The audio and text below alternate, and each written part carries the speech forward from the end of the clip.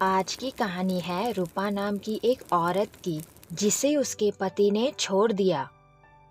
वो अपनी 4 साल की बेटी और माँ के साथ कानपुर नाम के एक गांव में रहती थी। माँ, ये देखो, नानी मेरे लिए नई गुड़िया लेकर आई है। ये कितना सुंदर है ना? हाँ बेटा, ये बहुत सुंदर है। नानी की पसंद बहुत अच्छी है। तुम इसके साथ खेलो। माँ, मेरी सहेली मीरा आई है। मैं उससे मिलके आती हूँ। आप गुड़िया को नाश्ता करा दीजिए। ठीक है बेटी, तुम जाओ, मैं गुड़िया को खिला दूंगी। आज रूपा से मिलने उसकी पड़ोस की सहेली मीरा आई है। बताओ मीरा, कैसे आना हुआ? तू जानती है रूपा, मैं क्यों आई हूँ। मैं तेरा जवाब सुनने आई हूँ। तू भी जानती है मीरा, मेरा जवाब तब भी ना था और आज भी ना ही होगा। मैं अपना फैसला नहीं बदलूंगी। अरे रूपा, मुझे तेरी बड़ी फिक्र होती है। अपना जिद छोड़ दो और मेरे भाई से दूसरी शादी कर लो। तू जानती है मीरा, मैं दूसरी शादी नहीं कर सकती। मेरी एक बेटी है, मुझे अभी उसकी परवरिश करनी है। दूसरी शादी मैं कैसे कर सकती हूँ? यही तो समस्या है रूपा कि तूने लड़की बेटी जन्म दी, इसीलिए तो तेरे पति ने भी तुझे छोड़ दिया। अब आगे चलकर तू क्या करेगी? एक तो तेरी बेटी लड़की है, उसकी पढ़ाई पर तू पैसे बर्बाद ना भी करेगी तो चलेगा, लेकिन एक बार ये बड़ी हो गई तो उसकी शादी का खर्चा तू कैसे उठाएगी? और आजकल अच्छे लड़के मिलते भी कहाँ हैं? चलो एक बार अच्छा लड़का मिल भी गया तो भी तू दहेज कहाँ से देगी? मेरी बात मान रूपा, तू मेरे भाई से दूसरी शादी कर ले और अपनी बेटी को अनाथ आश्रम छोड़ दे। कोई ना कोई अच्छा परिवार उसे गोद ले ही लेगा। तू अपनी फिक्र कर रूपा। नहीं मीरा, मैं अपनी बच्ची को आश्रम में नहीं छोड़ सकती। मैं खुद कमाऊंगी और उसकी परवरिश करूंगी, उसे पढ़ाऊंगी, लिखाऊंगी और काबिल बनाऊंगी। पर तू ये सब कैसे करेगी? पढ़ाई के लिए स्कूल में दाखिला कराना जरूरी है और स्कूल में फीस भरना पड़ता है। बिना पैसों के तू गुड़िया को स्कूल कैसे भेजेगी? मैंने सोच लिया है मीरा, मैं कल से एक चाय की दुकान लगाऊंगी। मैं दुकान संभालूंगी और माँ घर पर गुड़िया का ख्याल रखेगी। ठीक है रूपा, जैसे तेरी मर्जी। तुझे कोई भी मदद चाहिए हो तो मुझे याद करना। अगले दिन रूपा ने चाय की छोटी सी दुकान लगा दी, समोसे के साथ। हल्के फुल्के ग्राहक भी आने लगे। लगभग 2 साल गुजर गए। रूपा ने एक चाय का ठेला लगा लिया, जिसमें अब चाय और समोसे के साथ ऑमलेट, पकोड़े और काफी सारे पकवान मिलने लगे। रूपा की जिंदगी अब वक्त के साथ धीरे धीरे संवरने लगी थी और उसकी बेटी गुड़िया भी पढ़ाई में बहुत होशियार थी। वो हमेशा अच्छे नंबर लेकर पास होती थी। जीवन उसका पानी है, हाथ लगाओगे। 15 साल बीत गए। रूपा की बेटी अब 21 साल की हो चुकी थी। ये देखो माँ, मैं ग्रेजुएट हो गई। मैं आपके विश्वास के कारण ही सफल हो पाई माँ। नहीं बेटा, ये सब तुम्हारी मेहनत का फल है। मुझे तुम पर गर्व है। गुड़िया बहुत सुंदर थी और समझदार भी। दूर दूर तक गांव में उसके चर्चे होते थे, इसलिए हमेशा लोग उसके घर पर अपना रिश्ता लेकर आते रहते थे। बहन जी, आपका बेटा तो बहुत काबिल है, लेकिन पता नहीं मेरी अभी इतनी हैसियत हो पाएगी या नहीं। मैं सिर्फ एक छोटी सी चाय की दुकान चलाती हूँ। पता नहीं मैं आपको कुछ दे पाऊंगी या नहीं। बहन जी, आपकी बेटी बहुत ही सुशील, पढ़ी लिखी और समझदार है। हमें बस आपकी बेटी चाहिए। आप बस धूमधाम से शादी कराइए, हमें और कुछ नहीं चाहिए। आपका बहुत बहुत धन्यवाद बहन जी, मैं धूमधाम से अपनी बेटी की शादी कराऊंगी। बेटी का रिश्ता पक्का होने के बाद रूपा रोज दुकान जल्दी बंद करती और घर चली आती और अपनी बूढ़ी माँ का ख्याल रखती।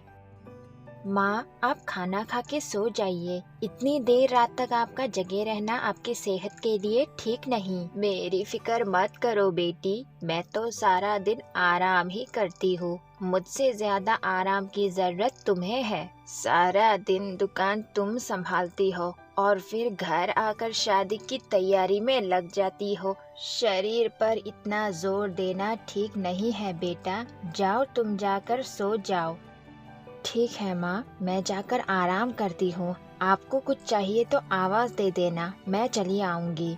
रूपा अपनी माँ को खाना देने के बाद हाथ मुंह धोकर अपने कमरे में आराम करने चली आई और सो गई। दिन भर के थकान के कारण उसकी आँख भी जल्दी लग गई। लेकिन अचानक से ही रूपा की सास और पति उसके घर आ धमके। देखो तो हमारी नींद हराम करके कैसे आराम से सो रही है।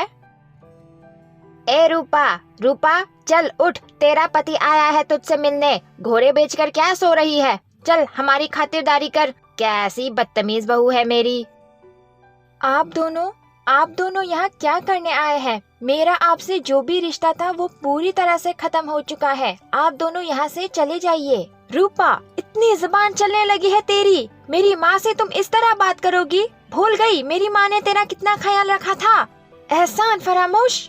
ए रूपा, मैं ज्यादा घुमा फिरा कर बात नहीं करूँगी, सीधे मुद्दे पर आती हूँ। हमने सुना है कि तू बड़े मजे कर रही है, अपनी बेटी की भी शादी करा रही है। हमने घर आते हुए रास्ते में देखा, बहुत बड़ी चाय की दुकान खोल ली है तूने। काफी अच्छी कमाई होती है तेरी। तू अपनी माँ और बेटी का ख्याल तो अच्छे से रख रही है, लेकिन तू अपने पति और सास को भूल गई। हम बस तुझे याद दिलाने आए हैं कि तुम्हारा हमारे प्रति भी कुछ जिम्मेदारी है। अपनी कमाई में से आधा हिस्सा हमें भी दो। ये कैसी बेतुकी बातें कर रहे हैं आप दोनों? मुझे अपनी बेटी की शादी करानी है। मैं आपको एक पैसा नहीं दे सकती। पाई पाई मैंने उसकी शादी के लिए जोड़े हैं। जाइए आप दोनों यहाँ से। बहुत हिम्मत आ गई है तुम में रूपा, लेकिन मैं भी जानता हूँ तुम्हारी अक्ल कैसे ठिकाने लगानी है। माँ, आप रूपा को पकड़ो। रूपा की सास ने रूपा को पकड़ लिया। जा बेटा, तिजोरी में से जितने पैसे हैं सब निकाल ले। मैं भी देखती हूँ ये हमें कैसे रोकती है।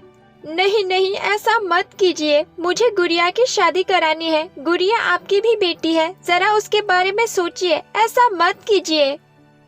रूपा रो रो के मिन्नतें करने लगी, लेकिन उसके पति ने उसकी एक ना सुनी और सारा पैसा निकाल लिया। सुन रूपा, अब से हम हर महीने आएंगे तुम्हारी कमाई लेने। तिजोरी इसी तरह भर के रखना।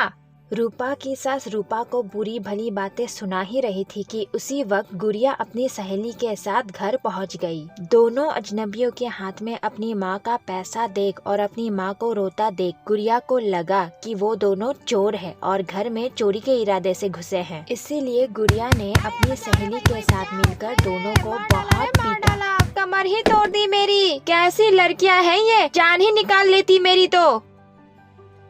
माँ, आप ठीक तो है ना? इन दोनों चोरों ने आपको ज्यादा चोट तो नहीं पहुँचाई?